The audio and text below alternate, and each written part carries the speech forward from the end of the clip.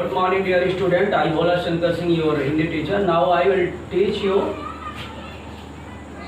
Hindi काव्य खंड. In Hindi काव्य खंड, I will teach you Kabir. Suprabhatam, मैं भोला शंकर सिंह, आपका हिंदी अध्यापक. आज मैं आपको हिंदी काव्य खंड के अंतर्गत कबीर दास और उनके साथी का परिचय कराऊंगा. तो आप पिछले दिन से ही पढ़ रहे हैं, कबीर का परिचय आपको प्राप्त हो गया है, तो मैं थोड़ा सा उनका परिचय आज भी देना चाहता हूँ. कबीर दास जी निर्गुण काव्य धारा के प्रमुख कवि थे. ये इनका जन्म 1398 ईस्वी में वाराणसी के समीप लहरतारा में हुआ था. इनके माता पिता का नाम अज्ञात है. कहा जाता है कि इनका पालन पोषण निरुणिमा ने किया था और उन्हीं के पुत्र माने जाते हैं. इनके गुरु का नाम रामानंद और इनके पत्नी का नाम लोई, पुत्र कमाल और कमाल उनके गुणों के अनुरूप नहीं था. जैसा कबीर ने स्वयं लिखा है कि डूबा वंश कबीर का, उपजा पुत्र कमाल, हरि का सुमिरन छोड़कर घर ले आया माल. तो कबीर दास जी पढ़े लिखे नहीं थे, जैसा कि उनके बारे में पता चलता है. मसी कागज छुयो नहीं, कलम गयो नहीं हाथ. तो कबीर दास जी ने जो भी रचना की है वह उनके हृदय की अनुभूति है और हृदय से उनके उद्गार निकला है. कबीर दास जी की जो भी बोलते थे उनके शिष्य उसे लिख लिया करते थे. मुसलमान दोनों उनके शिष्य थे. कबीर दास जी वाणी के डिक्टेटर थे. उन्होंने कहा है कि संस्कृत है कूप जल भाषा बहता नहीं. उन्होंने हिंदी को बहता हुआ नहीं कहा, सारी इसमें समाहित हो सकती है, लेकिन संस्कृत को उन्होंने कहा तो कूप जल है, व्याकरण से आबद्ध है. अतः वे वाणी के डिक्टेटर थे.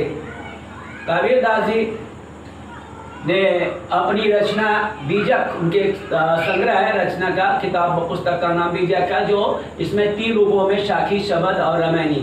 साखी साक्षी है और शबद इनके गेय पद में है और रामायणी चौपाइयों में है, साखी दोहों में है. तो ये आज हम साखी का अध्ययन करेंगे. कबीर दास जी की मृत्यु 120 वर्ष की अवस्था में सन 1518 ईस्वी में मगहर में हुई. कबीर दास जी ने कहा कि मैं जिंदगी जीवन भर तो राम का नाम लिया, तो फिर मैं शिव का ऐसा नहीं ले सकता, और सकल जन्म अब शिवपुरी गवाया, अंतकाल मगहर उठदाया. इस प्रकार से उनकी मृत्यु मगहर में 120 वर्ष की अवस्था में हो गई. तो कबीर दास जी की आज हम साखी का अध्ययन करेंगे.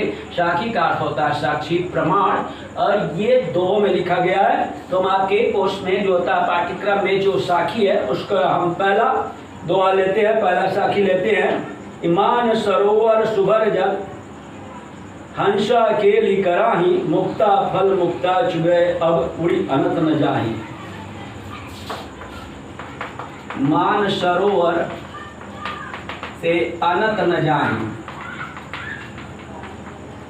यहाँ प्रसंग संदर्भ का अर्थ होता है. यहाँ उसके किसके बारे में बात किया जा रहा है. तो ये प्रस्तुत साखी हमारे काव्य खंड के साखी नामक शीर्षक से लिया गया है.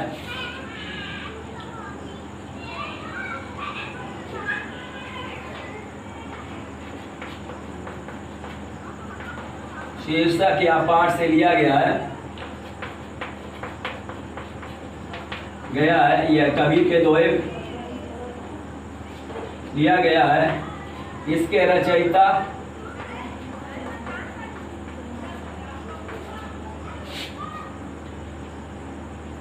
कबीर दास जी हैं.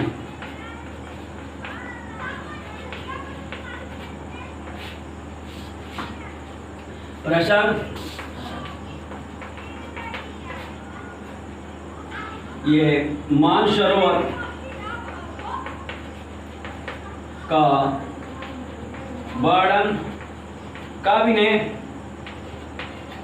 एक रूपक के माध्यम से किया है.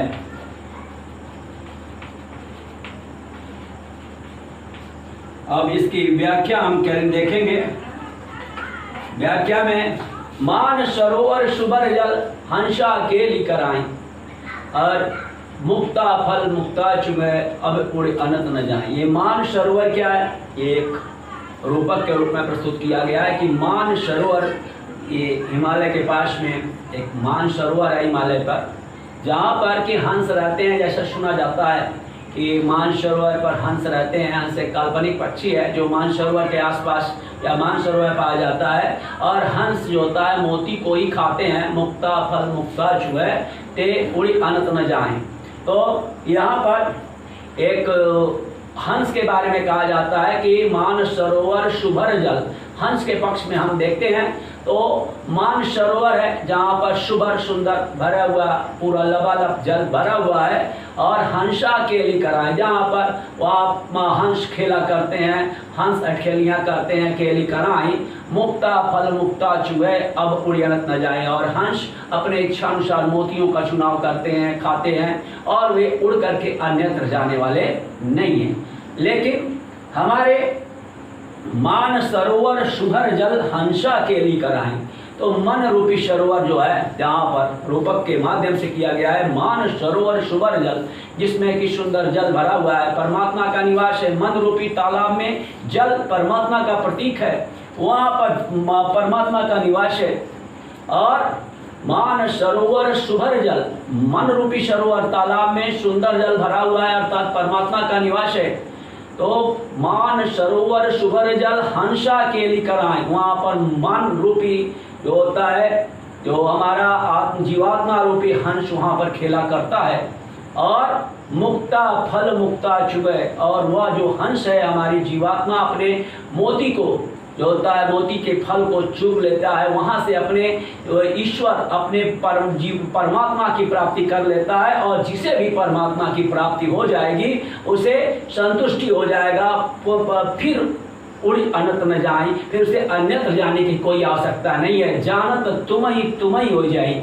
और जब जीवात्मा का परमात्मा के साथ मिलन हो जाता है तो उसे मोक्ष की प्राप्ति हो जाती है। और पुनरपि जन्म पुनरपि मरणम पुनरपि जननी जठरे शयनम, ये सारे जो होता है जन्मत मरत दुसा दुख होई, ये सारे बंधन से वह मुक्त हो जाता है। तो ऐसे जब सुभर जल में उस परमात्मा रूपी जो होता है कि तालाब जल में जब स्नान करेगा, वहाँ पर मोतियों का चुनाव करेगा, तो फिर उसे अन्यत्र जाने की हमारे जीवात्मा को जरूरत नहीं पड़ेगी, उसे मोक्ष की प्राप्ति हो जाएगी। तो इसका ये अर्थ रहा।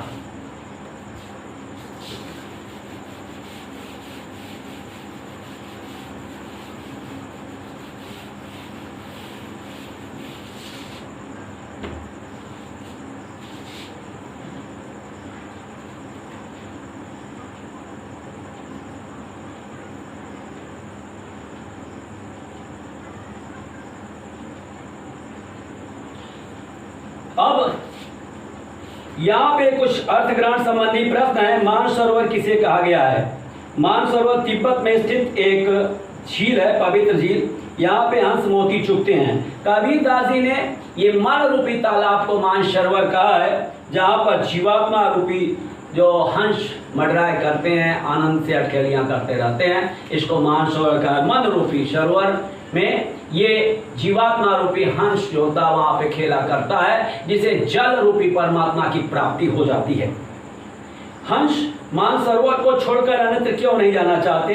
क्योंकि हंस को मोती वहीं पे मिलता है, इसलिए वह अन्यत्र नहीं जाना चाहते। यहाँ मन रूपी सरोवर में जल का जो निवास है अर्थात परमात्मा है, और उसी में जो होता है अपने मोती का चुनाव करते हैं, क्योंकि अन्यत्र मोती नहीं मिलता है। अतः जीवात्मा रूपी हंस अपने परमात्मा को छोड़ करके अन्यत्र नहीं जाना चाहता, उसे ही परम शांति ईश्वर के पास ही मिलती है।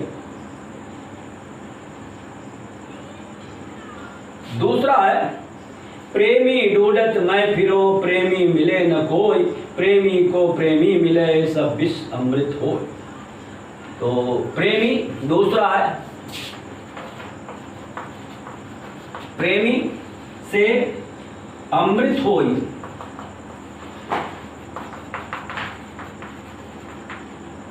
ये आप इसका व्याख्या पढ़ चुके होंगे, क्योंकि आपका अध्यापन पहले से ही चल रहा है, तो मैं आपको एक बार रिवाइज कर देना चाहता हूँ। प्रेमी ढूंढत मैं फिरा प्रेमी मिले न कोई, और प्रेमी को प्रेमी मिले सब विष अमृत हो। कबीरदास जी ये संदर्भ वही रहेगा कि प्रस्तुत जो होता है कि साखिया दोहा काव्य हमारे काव्य खंड के इस साखी नामक जो होता है कि या कबीर के दोहे नामक शीर्षक से लिया गया है। इसके रचयिता निर्गुण काव्यधारा के ज्ञानाश्रय शाखा के प्रमुख कवि कबीरदास जी हैं। तो कबीरदास जी ने कहा कि प्रेमी ढूंढत मैं फिरा, मैं प्रेमी को ढूंढता हुआ फिरा।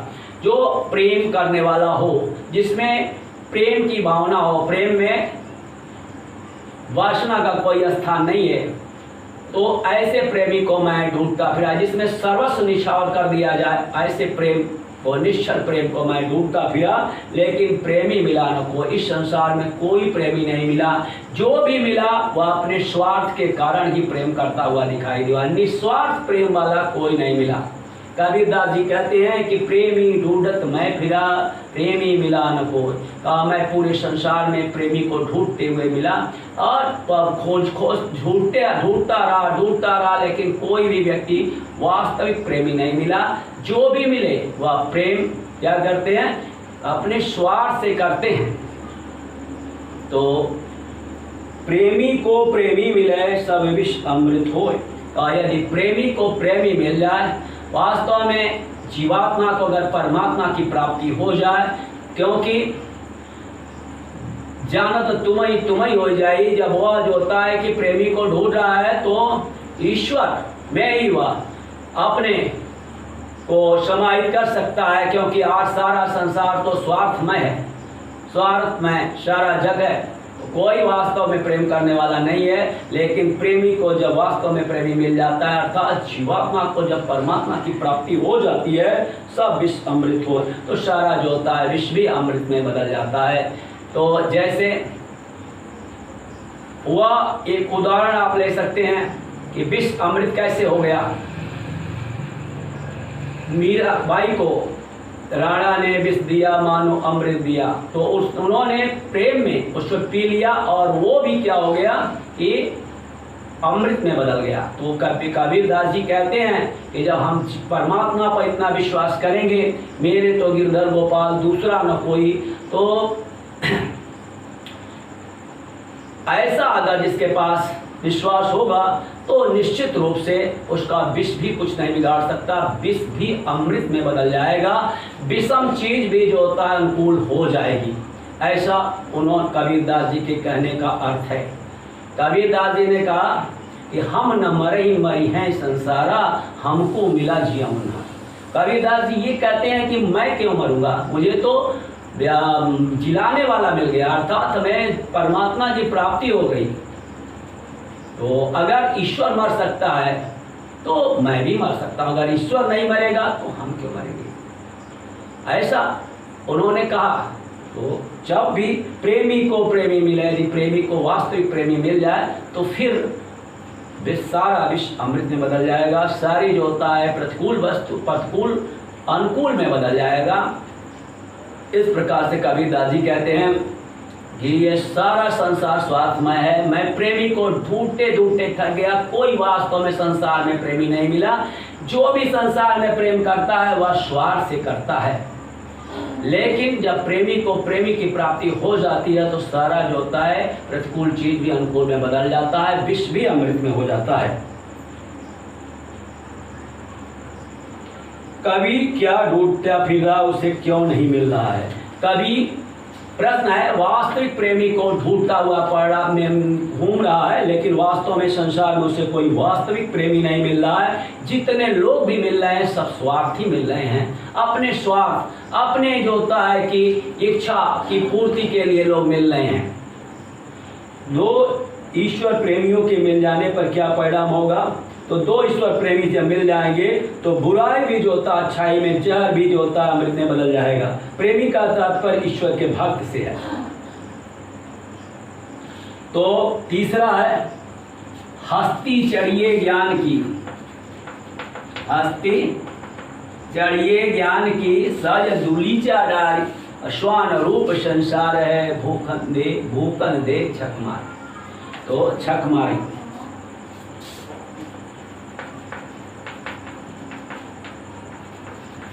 तीसरा आस्ते से झक मारी तक हम इसकी व्याख्या करते हैं। तो हस्ती चढ़िए ज्ञान की, ज्ञान रूपी हाथी पर आप सवार हो जाइए। अज्ञान, जहाँ पर ही ज्ञान है वहाँ अज्ञान रह ही नहीं सकता, अर्थात ज्ञान रूपी हाथी पे चढ़िए, लेकिन सहज दुलीचादार, उस पे जो होता है कृत्रिमता नहीं होना चाहिए, वास्तविकता की दुलीचा उस पे डाल लीजिए, डैरी डाल लीजिए, झोल उस पे डाल लीजिए। और स्वान रूप संसार है, ये संसार कुत्ते की तरह है, स्वान रूप संसार है, भूखन दे झक मार, उसे झक मार करके भूखने दो, जो मन में आए वो उसे कहने दो। लेकिन आप ज्ञान रूपी जब हाथी पे चढ़ गए हैं, उसमें सहज जो होता है वह बिना कृत्रिम जो होता है, उस पर धूलीचा डाले हुए हैं, उस पर दरी डाले हैं, उस पर जो होता है बैठने के लिए अपना आसन बना लिए हैं, तो फिर ये संसार श्वान रूप है, कुत्ते की तरह है, उसे भूखने दीजिए और झक मार करके भूखने दीजिए, मतलब लाचार होकर भूखने दीजिए, क्योंकि वह वहाँ पे पहुँच नहीं सकता, वो केवल भूख ही सकता है। आप तो वास्तव में उस ज्ञान रूपी हाथी पर सवार हो गए हैं, अब आपको रोकने की ताकत संसार में नहीं है, क्योंकि वह बहुत छोटे हो गए, कुत्ते की तरह हो गए हैं। हाथी के सामने कुत्ते की औकात ही क्या, केवल भूख सकते हैं, आपके बारे में विभिन्न बातें कह सकते हैं, लेकिन आपकी बराबरी नहीं कर सकते। कबीरदास जी ज्ञान मार्गी थे, उनका कहना था सहज समाधि ध्यान दुलीचा बिछा करके ही किया जा सकता है, अर्थात ज्ञान की प्राप्ति के लिए सहज समाधि लगाइए। और ये आलोचना करने वाले जो सांसारिक व्यक्ति हैं वो कुत्तों की तरह हैं, उन्हें भूखने दीजिए। तो यहाँ पे अर्थग्रहण संबंधी जो कुछ प्रश्न हैं, ज्ञान की तुलना किससे की गई और क्यों? ज्ञान की तुलना हाथी से की गई है, जैसे हाथी सरल मस्त चाल से चलता है और ज्ञानार्थी भी उसी मस्त चाल से चलता है, उसे किसी भी बात की कोई चिंता परवाह नहीं रहती कि संसार मेरे बारे में क्या करता है, क्या सुनता है। आलोचकों की तुलना किससे और क्यों की गई है, उनके प्रति कैसा रवैया रखना चाहिए? तो आलोचकों की तुलना कुत्ते से की गई है, उनके प्रति एक उपेक्षा की भाव रखना चाहिए, जैसा कि इसमें कहा गया है, उनकी चिंता नहीं करनी चाहिए। आशा स्पष्ट कीजिए, हस्ती चाहिए ज्ञान की सहज दुलीचादार, हस्ती चाहिए चढ़िए। तो इसका ये भाव यही हो जाएगा कि ज्ञान की हाथी पर चलिए, सवार होजिए, और लेकिन उसमें सहज दुलीचा होना चाहिए, कृत्रिमता का कहीं भी जो होता है लेश मात्र भी भाव नहीं होना चाहिए। इसमें रूपक अलंकार है, कुत्ते का भौंकना, झक मारना, जैसे इसमें मुहावरों का भी प्रयोग हुआ है। तो आगे चौथा है पखा पखी। पखा पखी के कारण सब जग रहा भुला, और निष्पक्ष हो जो हरि वजह सोई संत सुजान। तो सुजान तक हम लिख देते हैं। तो इस संसार में पक्ष विपक्ष के खेल में सारा संसार जो होता है अपना या पराया है, पक्ष विपक्ष के खेल में सारा जो होता है संसार। पखा पखी के कारण सब जग रहा गुलाम, और निरपक्ष होई जे हरि वजह सोई संत सुजान। पखा पखी पक्ष और विपक्ष के चक्कर में यह अपना है या पराया है, ऐसे चक्कर में सारा संसार जो होता बुलाया हुआ है, अर्थात यह अयम निजा परोवेति, ये भावना से सारा संसार जो होता है ग्रस्त है, और इसी को माया भी कहते हैं। जैसा कि तुलसीदास जी ने लिखा है कि मैं और मोर तोड़ तय माया, जय बस कीने से जीव निकाया। ऐसी भावना अगर आ गई, पखा पखी की भावना आ गई, पक्ष विपक्ष की भावना आ गई, मेरा और तुम्हारा की भावना आ गई, तो समझो माया वहीं पर आ गई, और इस माया के चक्कर में सारा संसार भुला गया है। परमात्मा का ध्यान उसे नहीं आ रहा है कि मेरा जन्म किस लिए हुआ है, यह जन्म हुआ किस अर्थ अहो, समझो जिससे यह व्यर्थ न हो। ये आप उसके जन्म लेने का कोई उद्देश्य है कि नहीं, ये उसे याद नहीं आ रहा है। पखा पखी के कारण सब जगह भुला, ये पक्ष विपक्ष के कारण सारा जो होता है संसार इसी में व्यस्त है, इसी में भुलाया हुआ, उसे ईश्वर परमात्मा की याद तक नहीं आ रही है, और वह जो होता है मैं और मोर तोड़ तय माया, इसी में भुलाया हुआ है।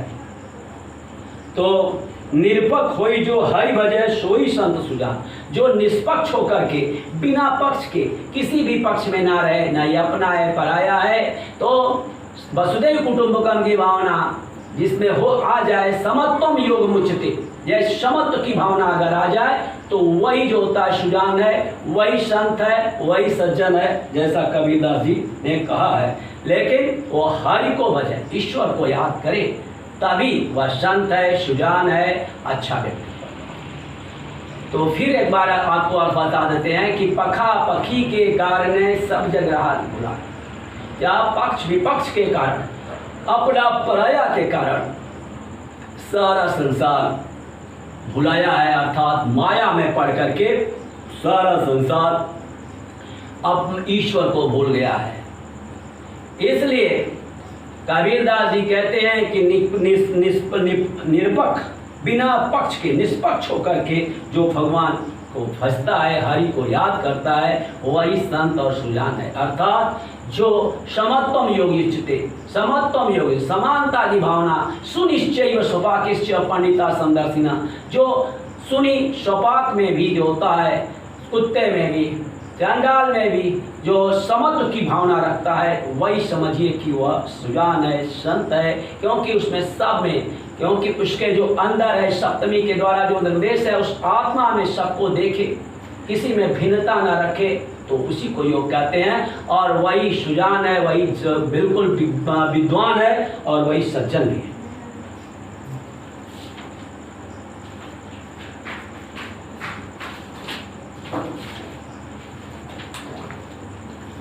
तो इसमें जो अर्थ ग्रहण के प्रश्न है, पखा पखी से कवि का क्या आशय है।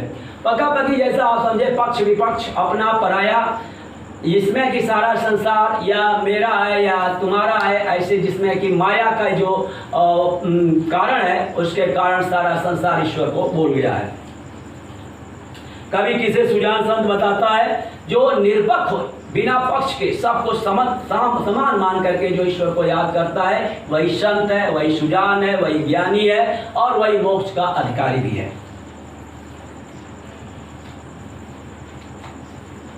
हिंदू मुआ राम कई, मुसलमान खुदा ही कहे, कबीर सो जीवता जो दो के निकट न जाए।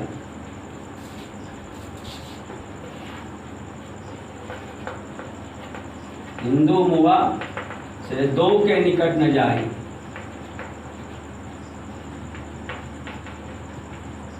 आप इसका संदर्भ पूर्वक लिखेंगे और कह रहे हैं कि हिंदू मुआ राम कई, मुसलमान खुदाई। हम अपने अपने ईश्वर का नाम लेकर के हिंदू कहते हैं कि राम हमारे ईश्वर हैं, और मुसलमान कहते हैं कि खुदा हमारे ईश्वर है। आपस में बैर वैमनस्य की भावना उत्पन्न हो रही है, लेकिन वास्तव में दोनों जो होता है कि एक ही परमपिता परमात्मा के भिन्न भिन्न नाम है। हिंदू मुआ राम कही, मुसलमान खुदाई कहे, कबीर सो जीविता जो दो के निकट न जाए। कबीरदास जी कहते हैं वास्तव में जीवित वही है जो दोनों के पास में नहीं जाता है, द्वंद्व में नहीं फंसता है, और ये मान लेता है कि ईश्वर, खुदा, अल्लाह, करीम, रहीम, सब जो होता है इस भगवान के ही नाम है। तो अनेक रास्तों से, जिस प्रकार से कि सारे नदियाँ जाकर के समुद्र में ही गिरती हैं, उसी प्रकार से अनेक पंथ होते हुए भी हम अंत में अपने गंतव्य स्थान ईश्वर की ओर ही पहुंचते हैं। तो हिंदू मुआ राम कही, मुसलमान खुदाई। हिंदू राम कह करके मर गया, मुसलमान खुदा कह करके अपने सारा जीवन व्यतीत कर दिया। दोनों में हिंदू मुसलमान के आपस में जो होता है प्रेम संबंध, राम और खुदा के कारण जो होता है अलग रहे।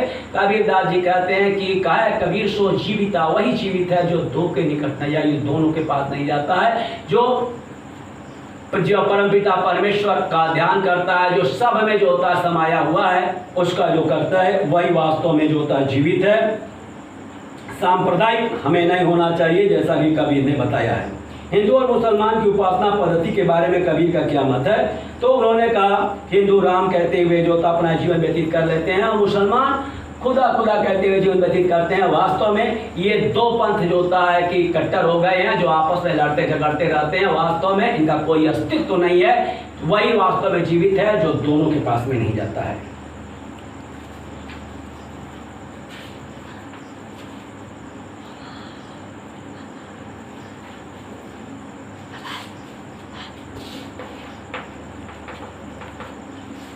काबा फिर काशी भया से कबीरा जीव।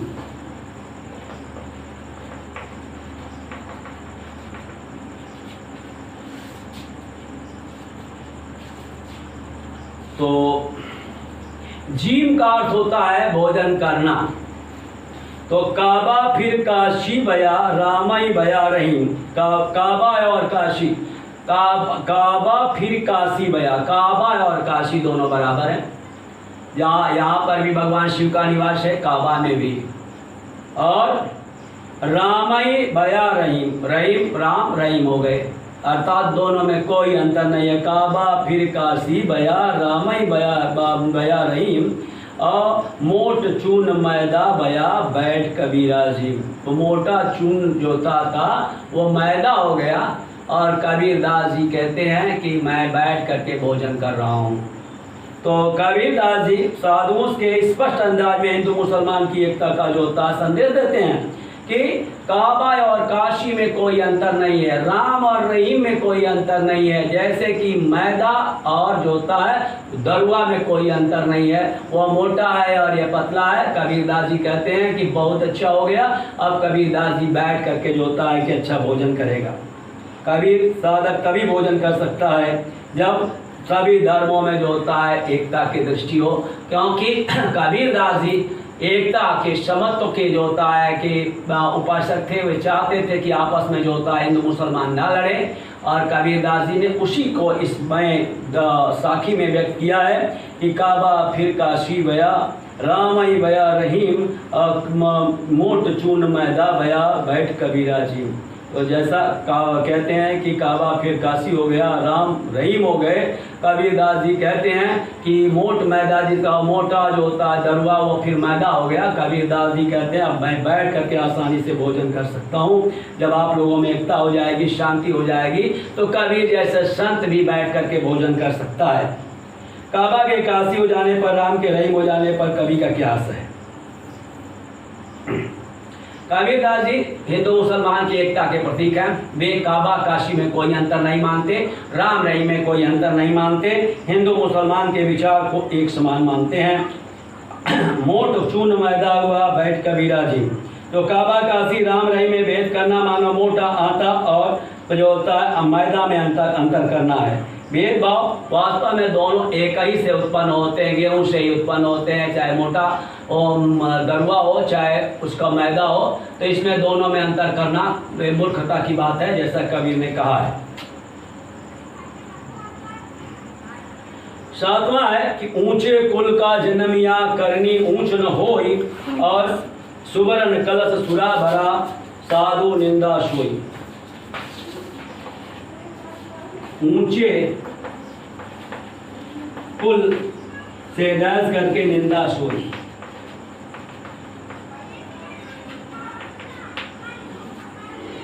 कबीरदास जी कहते हैं कि ऊंचे कुल में जन्म लेने से कोई बड़ा नहीं हो जाता जब तक उसकी करनी ऊंची ना हो, उसके कार्य प्रशंसा के योग्य ना हो। तो ऊंचे परिवार में पैदा होने से कोई ऊंच नहीं हो जाएगा।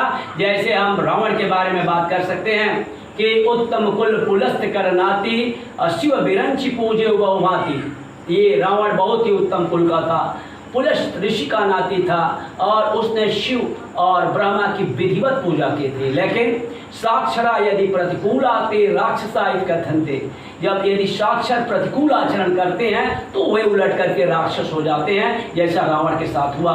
तो ऊंचे कुल में जन्म या जे करनी ऊंच न होई। ऊंचे कुल में जन्म होने से कोई ऊंचा नहीं हो जाता जब तक उनकी करनी ऊंची नहीं होती है। कबीरदास जी ने करनी पर बल दिया है, जैसा कि मैं आपको बता चुका हूं कि करनी कथनी मीठी खाणसी, करनी विस्की लोय, कथनी तज करनी करे विस्से अमृत हो। जैसा कबीरदास जी ने कहा है, कर्म पर बल दिया है कि ऊंचे कुल में जन्म लेने से कोई ऊंचा नहीं हो जाता जब तक वह उसकी ऊंच करतूत नहीं होती, ऊंच क्रिया नहीं होती, वह ऊंचा उसकी सोच विचार नहीं होती है। सुवर्ण कलश सुरा भरा साधु निंदा सोई। चाहे सोने के कलश में, अगर सोने के घड़े में अगर हम सुरा भर दें, शराब भर दें, तो सज्जन उसकी निंदा ही करेंगे, प्रशंसा नहीं करेंगे। अर्थात ऊंचे कुल में अगर कोई गंदा व्यक्ति, कोई असभ्य व्यक्ति, कोई जो होता है दुष्ट पैदा हो जाए तो ये निश्चित नहीं है कि ये नहीं है कि उसकी हम प्रशंसा करें कि नहीं ऊंचे परिवार का है। तो ईश्वर का प्रतिनिधि नहीं मानते हैं किसी बड़े आदमी को कि वह मुझे दंड लेने के लिए पैदा हो गया। तो इसलिए कबीरदास जी लोकतंत्र की भावना रखते हैं कि ऊंचे कुल में जन्म या जे करनी ऊंच न होई। तो इस भावना को से प्रेरित हैं कि राजा प्रजा का पात्र है, बस एक प्रतिनिधि मात्र है, यदि वह प्रजा पालक नहीं तो त्याज्य है, वह त्याज्य है। तो ऊंचे कुल में जन्म होने लेने से कोई बड़ा नहीं हो जाता जब तक उसके कार्य ऊंचे न हो। और सुवर्ण कलश सुरा भरा साधु निंदा सोई, सोने के कलश में अगर हम सुरा भर दें, हम उसमें शराब भर दें तो सज्जन उसकी निंदा ही करेंगे, प्रशंसा नहीं करेंगे। तो इस प्रकार से ये आज का पाठ बस यहीं पे समाप्त होता है। अगले दिन हम आपको पद जो शब्द है उसके बारे में हम अर्थ बताएंगे। तब तक आप इसे जो होता है कि रिवाइज करेंगे, दोहराएंगे और उसके अर्थ को अच्छी बात